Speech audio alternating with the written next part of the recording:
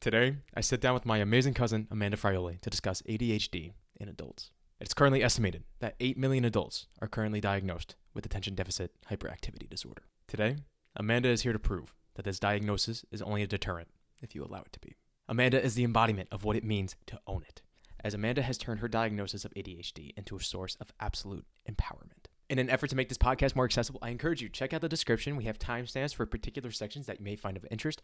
And of course, you can always pause it, take a break, and come back should you choose so. Thank you for tuning into the R20s podcast. Without further ado, Amanda Fraioli. Hi, Amanda. Hey, Tommy. Thank you for joining me this evening. It is an absolute pleasure to have you here for such an important conversation, which is a nice change of tone for the podcast that we've been doing so far. And I am very grateful that you're here. Do you want to introduce yourself a little bit to the audience? So my name is Amanda. I am a special education teacher for middle school students, and I am also a wife and a dog mom of 3, and I'm your cousin, and I have ADHD, and I'm a cheerleading coach, and I'm really happy that you were able to have me on here tonight because I think that the more exposure that adult ADHD gets, the better it is for the world, because I think that it's a very underrepresented and misunderstood classification. And it's actually kind of a superpower. So I'm really excited to have the opportunity to and a platform to chat about it with you. Well, I'm very glad that you're here. The only thing you left out of your intro is you're the best singer in the family. That's the only thing I would add. But yes, I have thank you. competition. You do, but another time. But thank you very much for being here for this very important conversation in my eyes about a topic that does not get enough attention in adult ADHD, particularly. Until the turn of pretty much the 1980s, adult ADHD was very underdiagnosed, and even more so, it was almost non-apparent that ADHD could be diagnosed in women, particularly. Yeah. It took quite some time to actually have that diagnosis be something that was given out. Did you have any reaction to finding out this information when you were diagnosed with ADHD? If you could go into your background a little bit, do you know what age you were diagnosed with ADHD? Do you have any recollection of the emotions at that time when you found out you were diagnosed? And how has that progressed as you've gone into adulthood now? So, truth be told, and you know this, but those people who are listening don't know this. I was pretty persistent with Tommy sending me the questions before we started this because I get very anxious going into situations like this and feel like I'm not going to be able to follow the question, or I'm going to lose track of like what's being asked of me. So I was just like, can you send me the questions ahead of time? When he sent me the questions ahead of time, this was the first thing I read, and it got me like super excited. Because honestly, my diagnosis of ADHD was not until I was 19 years old and in college. And I love to share this story because I think that a lot of people think you need to be diagnosed with ADHD at a young age in order to, um, truly have ADHD or get through life as a person with ADHD, but that's obviously not true. So like Tommy said, women are not typically diagnosed with ADHD. And there was a time period that women were rarely ever diagnosed with ADHD. And there is a really big reason why. So, the way that ADHD manifests in men versus women is incredibly different from one another. Uh, Women tend to just come off as like a chatty, overly social girl. And that was definitely who I've always been. So I could literally talk anybody's ear off for the majority of my young life. And I distinctly remember situations happening that would like really hit me in a negative way. For instance, when I was, let's say, around 10 years old, I got a call home from my dance teacher at the time. And she was like, Amanda could be really talented if she would just stop talking to her friends and stop looking at the clock so much during dance class and stop, losing so much focus. And I remember being like uncharacteristically upset over this to the point where I was like rolling on the floor crying. Again, I was young. I was like 8, 10 years old. But I just remembered not being able to control what felt like an anxiety of like, what time is it? Like, why am I still standing here? Like I just need to talk. I can't keep focusing. Like, this is just, it was just too much for me. And at the time, again, there was never a reason for this. It was just me. It was Amanda. Amanda, if she could just get herself to tune in better, blah, blah, blah, blah. So now fast forward to college. I made it through elementary, middle, and high school. I got mediocre grades, but I always knew that I had a lot of smart in me. But when I was studying, I would study like 20,000 times harder than a lot of the people around me. And my retention just wasn't there. So I would go into the test and I would remember what I read sometimes, but I'd go into the test and I'd read a multiple choice question, let's say. And I was like, okay, so the question's asking this. The answers are this, this, this, and this. But the thing is that based off of what I read, this answer could be correct because of this. And this answer could be correct because of this. So basically, they could both be correct, but it's really just about how you perceive these things. And my brain could just talk myself into either of the answers and completely justify it. Right. And I remember going to my professor and he taught like healthcare, like something about insurance. And I went into him and I was like, listen, I understand that I got this score, but can we just go over some of these things? Because look at my notes, look at what you said in class, and look at what I circled. Why did I get that wrong? And he's like, oh, well, I understand like why you thought that. And I, he didn't give me the points back, which now as an educator, I would have totally given that kid points back because I was right. Like it just wasn't what he was initially thinking as the answer. But once I spoke to him about it, I would have given a kid a point back. But regardless, I went to the study center having one of my friends, Caitlin, who was my roommate, um, and my other friend, Gianna, who was also my roommate, they would be taking the same test as me. They would be going to the frat parties on the weekends. They would be, going to the day drinks. And I would be sitting in my damn apartment studying my butt off. And they'd be getting A's and I'd be getting C's. So I went to the study center because now I'm just like, all right, screw this. This is my whole life long. I have this resource. Let me just go and try to see what they say.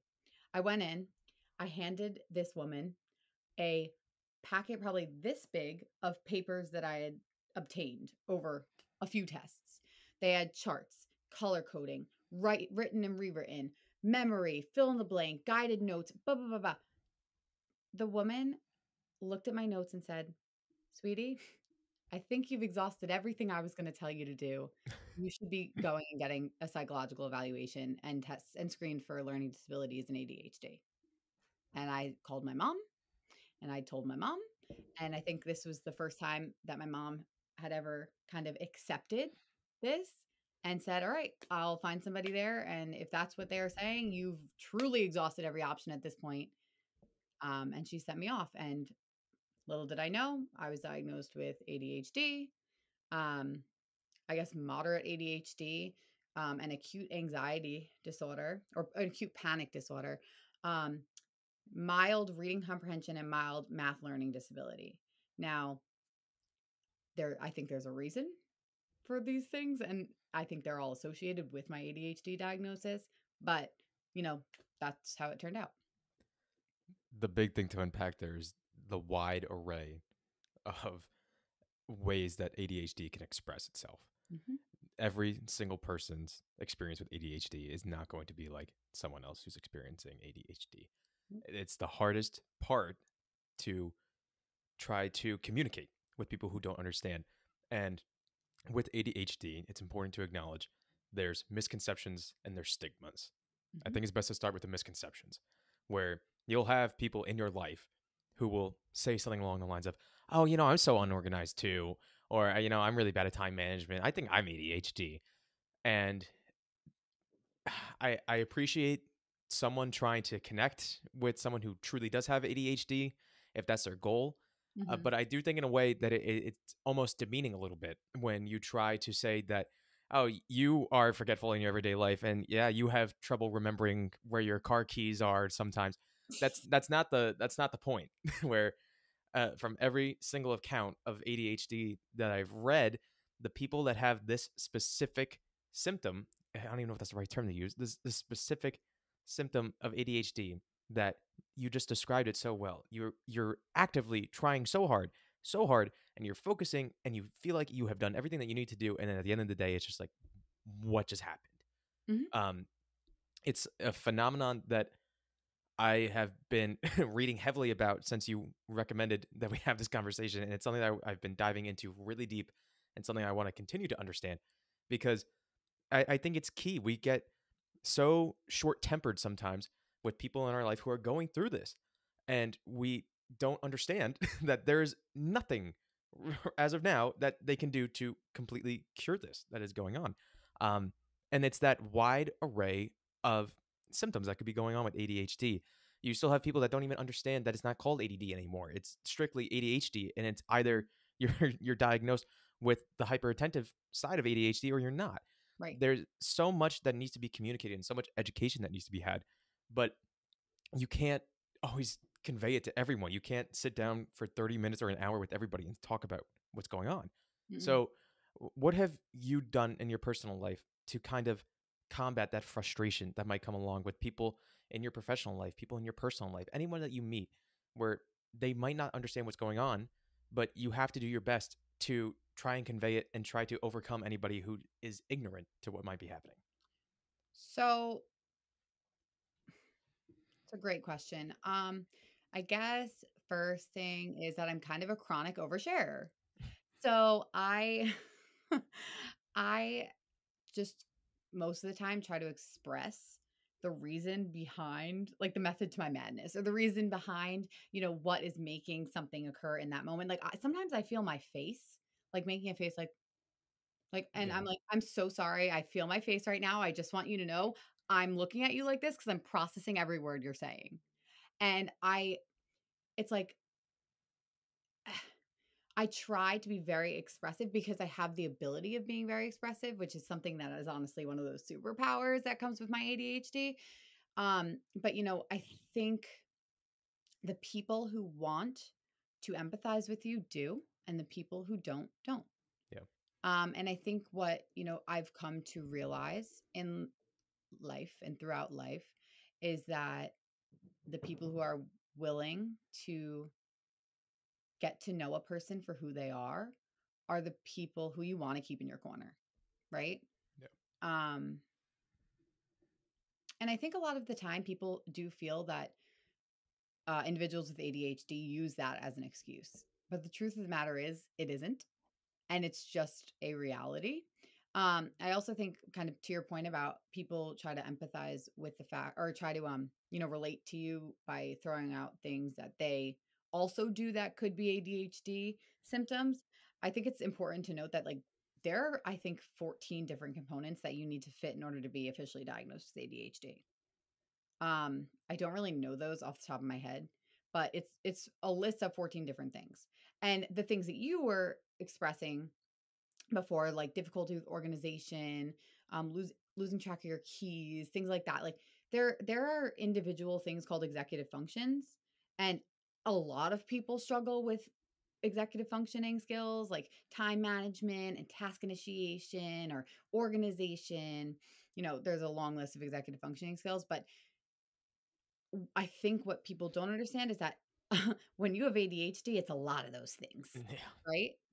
Um, and like you said, it's no matter how hard you try, that voice that is just like totally talking about something else while you're looking someone straight in the eye and talking to them, it doesn't stop. Like you can't shut it off.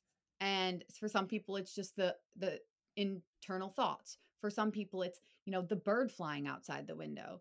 For some people it's simply the freaking computer screen sitting in front of them, Yeah. right? It's like now I got to go to a different tab, and I see it every day, at work with my students. But I think really the only way to combat misconceptions is to speak up about your experience, um, and just advocate for yourself. And that's, again, something that I don't feel like there's enough of a platform for. And I'm also, when it comes to work, I'm very fortunate that my principal actually is very open about his own experience with ADHD and anxiety. And that makes it easier on me to feel like I can kind of speak about my own experience. But it's not often that you have, you know, a sense of acceptance to speak Yeah. um, on that experience, and especially as an educator, it feels like you have to be the best in the room, the most perfect in the room, and I don't operate like that. I work with kids who I can relate to because a lot of kids I work with, can have similar experiences as me, and I'm Yeah. able to, use my own experience to guide my instruction and who I am as an educator, which is good. Your profession was certainly something that I wanted to touch on, but since we're on the topic, I might as well stick with it. For adults, particularly, there's a lot of anecdotes about how adults will be in a corporate type of setting doing exactly like you said. They'll be staring at their computer screen, and it's those little actions. It's not the long term thoughts of ADHD, something that you have to remember for days upon days. It's those little interactions where you're staring at the computer screen and you're like, what's that number I was supposed to remember? I thought of it a second ago, but now I can't remember it and stuff like that. That's a lot of the anecdotes I was reading about. And it leads to frustration in people's careers. And if they don't have an understanding boss like you do, it leads to even worse in terms of being laid off, being sent to another role that they don't want to be sent to. A lot of issues can come up in the professional life that don't get enough attention because people don't understand what's going on with the employee. It sounds like you're in a really good situation where you have a boss who understands what is going on and can relate to you, but you're also responsible in your position for, am I wrong in saying 20 students or over under? Under now, Okay. I have been responsible for over. It Yeah. really depends on the year and where I am working, Yeah. basically. Still, you're responsible for other little human beings in your classroom and Oh, not in the just, classroom, yeah. yeah, yes. On my caseload, less, but yeah. When you're in the classroom, you have to maintain focus of your own responsibilities, but you're also having to maintain focus of the responsibilities for your kids. You Mhm. have to be acknowledging their own personal needs. You have to be cognizant of what's going on in the room. You have to be cognizant of what your boss, in this case, your principal, needs, any external factors that might be going on all at once. It's a large juggling act. And I was very curious to know, how have you gone about kind of molding that craft of teaching, where it seems like something that would be so daunting for someone that's going through ADHD, where there's a lot going on all at once, and you have to be able to kind of jump to different segments of your own personal classroom. If a student raises their hand, you got to go over here. A lot going on. You have to bring that work home. There's a lot of things to focus on. And I'm interested to see, how have you gone about, what strategies have you developed to help be successful in your career? Okay, so that was a loaded question. So let me start by first saying that, yes, I am very fortunate that my principal understands, but there are so many other people that are also above me that I have to keep happy. And with that being said, I like to call myself a type A ADHDer. So I have to keep myself very on top of everything at all times. I always carry around a notepad. I always have a to-do list. I have post-its on my desk. I have a uh, online calendar. I have a planner. I have a planner that is color coded with different pens. I chose pens that I really like because I'm more inclined to use them. New pens means exciting, means engagement, right? And then having a backup plan and a backup plan is even better. Now, the minute I'm getting ahead of myself a little. Those are all the things I do to keep myself organized and on task. But what's really crazy is that, you were just talking about all the multiple things I have going on at one time during the day, right? Yeah. The busier I am, the more productive I am. The more gaps in time that I have, the more bored I am, the less productive I am, the more overwhelmed I feel, and the less likely I am to keep up with all the things I need to do. Hmm. So people call me crazy because last year, what did I do? Let's go over my last school year. I started a new job in a very, you know, um, high demand district. I bought a house. I got a puppy 3 weeks before I moved into my house. I moved into my house the day after Christmas. I planned my wedding. I got a second puppy, or no, I'm sorry, a third puppy, and I'm definitely forgetting other things. Oh, and then I also got married and was in 3 weddings and went on a honeymoon. Yeah, okay. So that was my last year. Now this year, and I coached varsity cheerleading for 2 seasons. How could I forget that? And that's like every night of the week with competitions on Saturdays and extra hours after work. So I was super, super busy, but I was on it.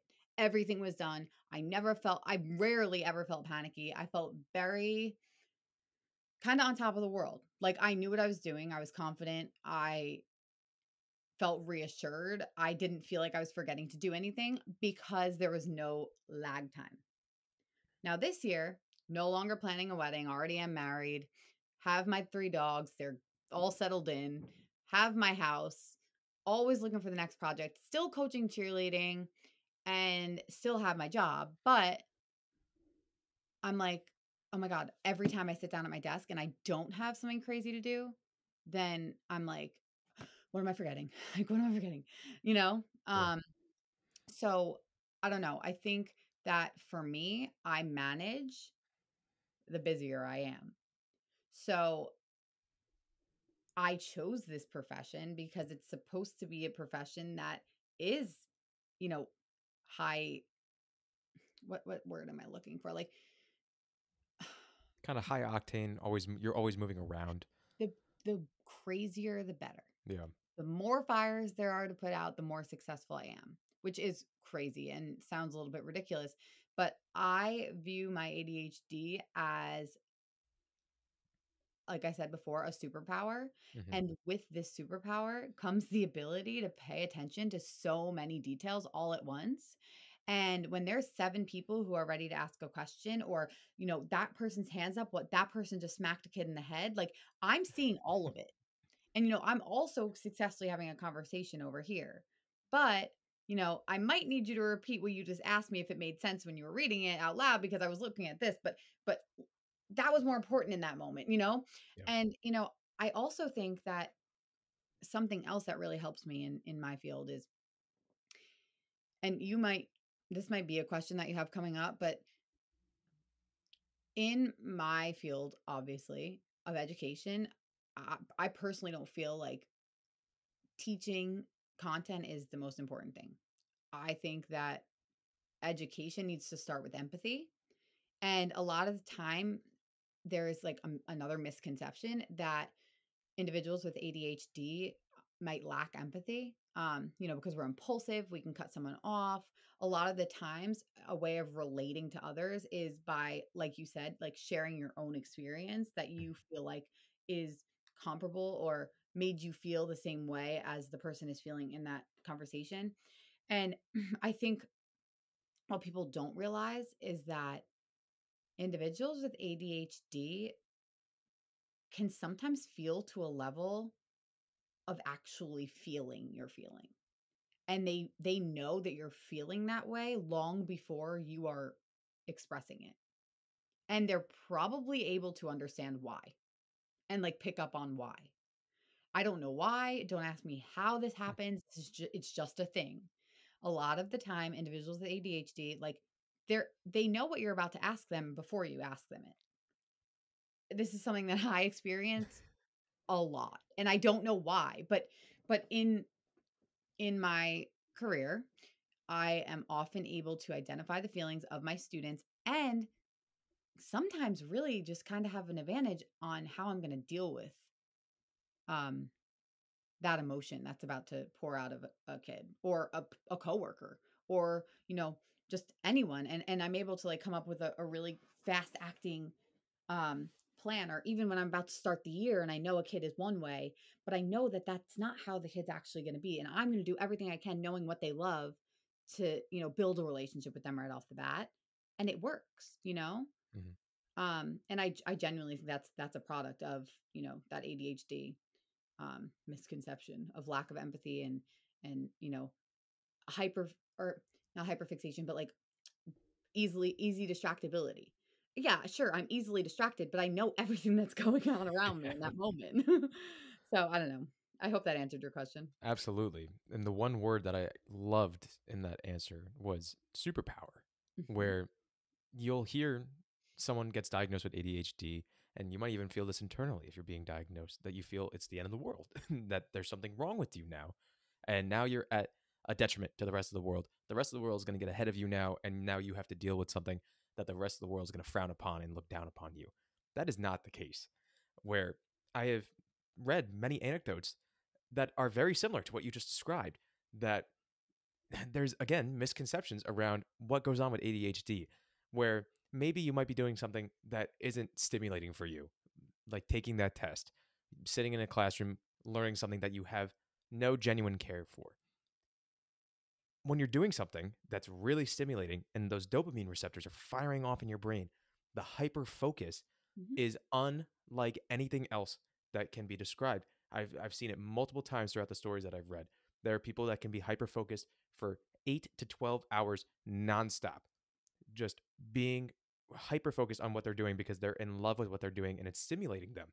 And it Yep. sounds exactly like that's what's going on in your profession, which is a beautiful thing, that you're in love with your profession and you love what you're doing and you're able to focus on so many things that are going on at one time. That's a superpower. There's a lot of people in this world that will never be able to do something like that. They'll never be able to stay focused and have the attention to detail necessary to know what's going on at 7 different spots in the room, and 2 other spots that aren't even in the room, but you're remembering it because you're in focus. You just know what's going on in the moment. I can hear And it in the hallway. yeah, exactly. You got that supersonic hearing going on too. I kinda do. Yeah. It's My a it's a parents always made fun of me for that. it's a beautiful thing that shouldn't go unrecognized, and it should be at the forefront of the conversation, where if you're having conversations with someone else who just recently got diagnosed with ADHD, is struggling to come to terms with how they're going to handle this diagnosis, it's letting them know that it's not the end of the world. It's something that can turn into something that's incredibly beautiful. You just have to know the strategies that work for you. And of course, it sounds like that took some trial and error for you. And it also sounds like you have multiple strategies that you enforce at once to help you stay on that track, where you have multiple notepads, you have the different colors. Even the colors, they're stimulating for you. That's why it sounds like you enjoy them, because it's something that you really enjoy. It sounds like you're on the path to figuring it out. And it sounds like what works for you is things that are new and exciting, that keep things fresh. And Big thing with ADHD. yeah, and New is exciting, is new and engaging. exciting. And I wanted to transition that into something, uh, a more heavy subject, where you have mentioned now that you are happily married. And what I've read throughout my time studying ADHD is relationships can actually be as equal of a struggle as it can be in the professional setting, where people with ADHD in relationships will get into a relationship and that honeymoon phase will be incredible. It's new, it's very exciting. And yes, there's Justin, there's Amanda, and we love Justin. I'm on his desk right now, and I just saw that. I was like, "Oh." Sorry. No, and he's worth showing. It's a beautiful picture. I ripped my pants at your wedding. That's totally separate. Anyway, when relationship starts, it's new and exciting, but anyone can attest in a relationship that that spark, it takes work to keep that spark going. I've read multiple stories of people who have ADHD in their relationships, and they say when that spark starts to fade, they'll get self-conscious, they'll get anxiety along with their ADHD, and they'll get very isolated in their own head, and it could be at the detriment of their partner, where they shut their partner out. They might not even be trying to shut their partner out, but it's just one of the symptoms that they have to deal with at the time. You've been with Justin for years now. You're well past that honeymoon phase. Almost Both, 7. yeah, almost. That's crazy.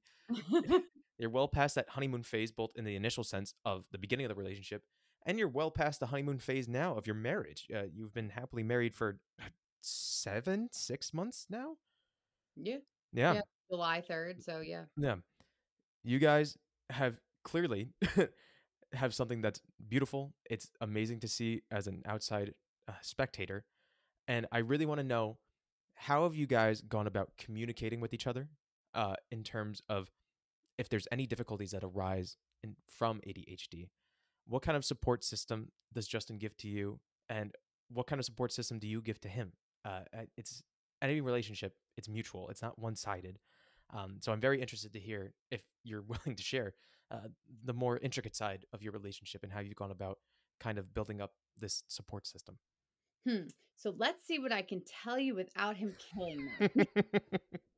No. So, um, truthfully speaking, my lovely husband also totally has ADHD. Did not know that ever until I said, "You must go to the doctor and you must have this conversation." And honestly, you can tell we are very similar, and in a lot of ways, similar in um, the fact that we are workhorses. We like nice things. We believe in the power of hard work. We value commitment, and value each other's strengths, right? Mhm. Um, but we are very different in the sense that I'm very emotionally expressive and he is very internalized. And he is very much a hyper fixator. Like all day long, he can sit at this computer and work his butt off because he is money driven, right? And I am, money driven, but I'm more like love driven. And I have my 3 dogs because all I want is to be with my little babies and like, you know, I love companionship. And it's not that he doesn't, he does too, which is why we have 3 dogs or we wouldn't. But I think when it comes to being in a relationship with ADHD is knowing that the person you are with is equally as committed to making the relationship work as you are, right? And you know, I'm going to be very transparent with you. Um I almost immediately in our marriage was like, we should, talk to someone about how to best communicate and, help each other understand each other because I don't want to be 30 years down the road and hate him. Yeah. And I don't want him to be, you know, 5 years down the road and hate me. And the truth of the matter is that when you have something like ADHD, sometimes you can dig your heels so deep into the ground and not be able to see past your own stubbornness because again, another aspect of certain people's ADHD is rigidity and like, you know, there is a sense of difficulty. It almost makes it feel like it's overwhelming to understand somebody else's perspective. And I'm not saying that that's an issue of ours, but I do know that um, it can be really hard when it's just one person to the other, and it can make a defensive guard go up. And this is in any relationship, not just um, in a relationship with ADHD, but um, I think having a third person involved in a conversation who's like an uh, you like what's the word a neutral party, Yeah. a Switzerland, who can really just like rephrase something or even just say it again, and like it can really help you to better understand one another. And I think that there's never really been a time where I've been sick of Justin. Like that's not like it was never like the spark died. First of all, I've known him for 12, 13 years now. We met when I was in high school, so I was 14 years old, and so 12 years. um and I think when you're with somebody who, you don't spend every waking minute with, and know you have the same core, like foundation, that's what's the most important. And then everything else you can get through. And when you're bored or you're feeling a certain type of way or, you need something else, you just being able to express that and knowing that you have this like a safe space to express that is I think what keeps it going, you know? Yeah. Um But yeah, I mean, it is work. It's not work. It's work, especially like when it comes to doing chores around the house. Like, I'll be honest with you, me and winter, we don't vibe, we Don't don't go mix. together. I am done. Like, like the fact that I'm here talking to you, like, it's 7 o'clock, Tommy. I should be sleeping. I don't even know what time it is now, but I should be sleeping because I can't even get out of bed in the winter, right?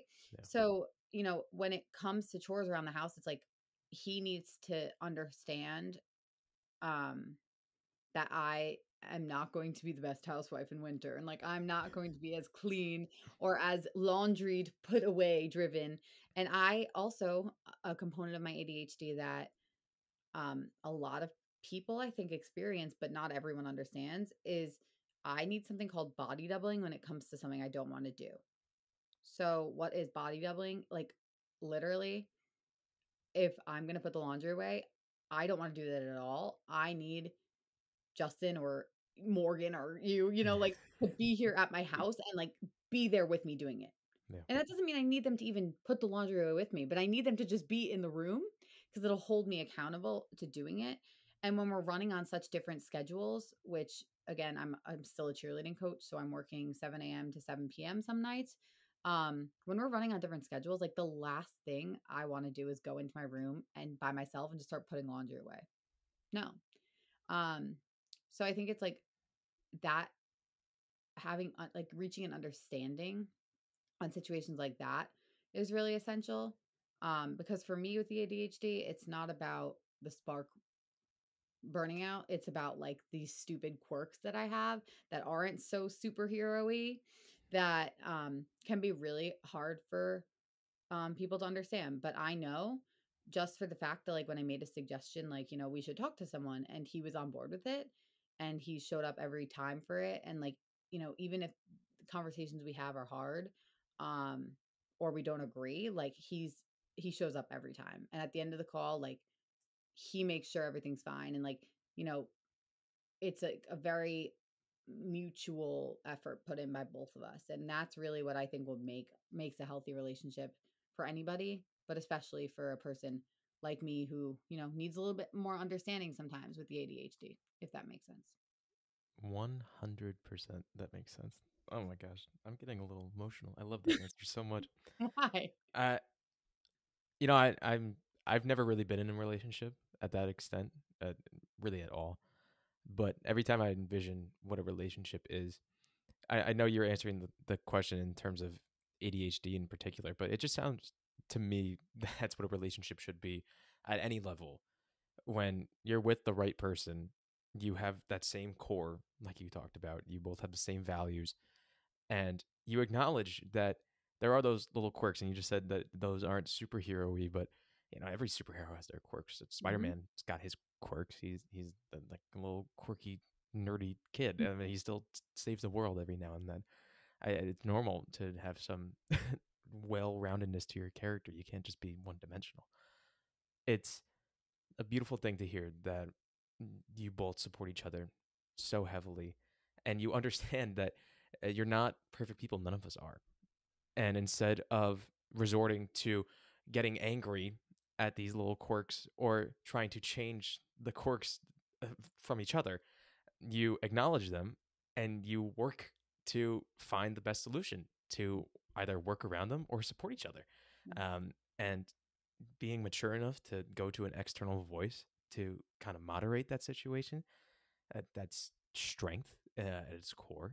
To and to know that you can seek external help like that. I think everybody can seek external help in that type of situation. Yeah, you got something to say? Please. Yeah. Yes, one of the a huge misconception about everything in life, like, it is okay to ask for help. Yeah. But you should ask for help because guess what? We don't know everything. And No. I think that's something again that like I'm able to see just because I'm able to see so much. It's like I will never know everything, and I want to know as much as possible. Like I am so driven by learning and growing and personal growth. And you know, it got to a point where I was like, dude, like we only have so many tools in this toolbox. Like Yeah. we're 26 and 29 years old. Like we don't know everything. Let's ask somebody who knows more than us. Yeah. And that's it works. Like it really helps a lot. Um Even just talk to like your like my mom and dad, they have a great relationship, almost 30 years married. Like Mhm. even just to bounce things off of them sometimes. Like it's different when it's your family though because it's it could be a bias. So in Yeah. some ways you don't want to do that. But in other ways it's like Mom and dad, how the heck do we manage laundry with full-time jobs? Like, I can't even manage all the laundry. It's okay to ask for help. Like, ask for stupid tips and tricks. And I think that, again, that's another thing that, like, is really comforting for me and the overwhelming sense that often comes with ADHD. Like, it's so easy to get overwhelmed, and the second laundry starts piling up, it's like, I can't even look at that laundry right now. Yeah. And ADHD is genetic, and if you ever hang out with one side of my family, you will see it everywhere. But only a few of us are diagnosed with it. But it was funny because I went over to my grandma's house the other day, and she was like, Amanda, I need you to look through all this makeup, take everything you want because I am so overwhelmed and I can't even start to sort it. There's just too much. Yeah. And it's like I was sitting there and I just started packing things into boxes for her. And she's like, "No, I can't do this. I'm overwhelmed." I'm like, "Okay, you don't have to do this. Let me just start the process and maybe it'll make it a little bit easier for you." Right? And she was like, "Okay, okay." So me and my aunt started like sorting like mascara into a box and whatever. And I think that, just those little tiny acts of like support work the same in a relationship. Yeah. Like, just starting me off on something I don't want to do is astronomically better than making me start on my own. But yeah, I'm sorry. I didn't mean to cut you off, but No, don't apologize. people need to ask for help. That's all I'm saying. That is absolutely the truth. I'm 23. I do this in particular because I don't understand what's going on in the world, and it helps so much to hear from my family, to hear from my friends, and knock on wood, hopefully people from all over the world, what's going on in their own heads, and understand that there's so much more going on in the world than what's going on in your own little head. And just hearing that outside perspective could be an absolute game changer to your own personal world. And I applaud you beyond belief for having the maturity to go do that at such a young age. um, it's quite something. And you keep talking about support, and it's a beautiful thing. And I keep thinking about someone who could potentially be listening to this who might not have that support system. Where we've talked a lot about the misconceptions of ADHD, but there's also the stigmas that go along with ADHD. There's a stigma of it being overdiagnosed in young boys in particular. There's a stigma around medication when it comes to ADHD. There's a stigma around people not even choosing to acknowledge that it really exists. And we're not here to debate any of those subjects, but what we are here to talk about is those stigmas can weigh on you heavily. And having conversations like this is very important to breaking those stigmas so other people out there in the world can know that they're not alone in their thinking. My question more for you is, I was going to ask about your own personal confidence, but I can certainly tell that it comes from the support systems that you have in your life and the other strategies that you've developed. If you had to give some advice right now to somebody who might be listening that doesn't have that level of support in their life as you do, what are some tips and tricks that you would provide to them? I think that, it took me so long to get diagnosed with ADHD because there is such a fear of labels, right? Mm, And I yeah, think that that fear of labels really rooted from like our parents' generation and before, you know? And I have to be honest with you, again, like it got to a point where my mom was like, okay, fine, like go get evaluated then if that's what people think you need to do, right? But that diagnosis was life changing for me. I actually found my confidence with that diagnosis. I felt like everything that always made me feel less than finally had an explanation that I'd been searching for my entire life. And it was validating.